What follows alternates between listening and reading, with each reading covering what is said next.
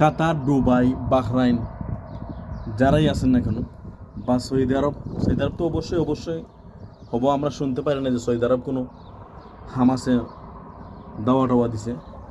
তো আমি এটাই বলবো, যারা মিডল ইস্টে আছেন, দুবাই, কাতার, বাহরাইন, আপনি একটু সেফলি থাকবেন। মৌত তো আল্লাহর হাতে, আপনার হায়াত যতদিন আছে এগুলো অবশ্যই আল্লাহর কাছে লেখা আছে, কিন্তু দিন শেষে আপনি একটু সেফে থাকবা।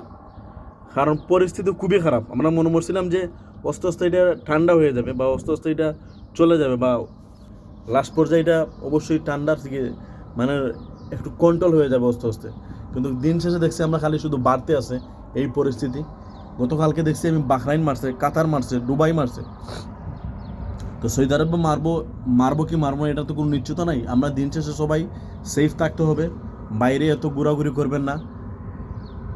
আপনার বাসায় আপনি সেফ নমাজ পড়েন, ফাঁসো তার আল্লাহ আল্লাহ করেন।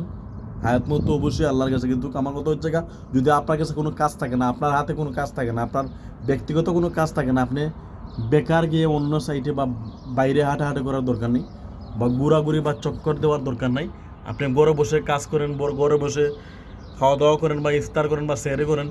কাজের শেষে আমরা তো জীবিকার তাবিকে তো অবশ্যই আমরা বাইরে কাজে যেতে হয়। আমার কথা হচ্ছে কাজে যান, আপনার সমস্যা নাই, হায়াত মত আল্লাহর কাছে। কিন্তু দিন শেষে আপনি কাজের পরে এক্সট্রা কোনো সময় বাইরে লস না করে ঘরের ভিতরে আসবেন, বাসায় থাকবেন, ফ্যামিলির সাথে সময় দিবেন, নিজে সময় দিবেন।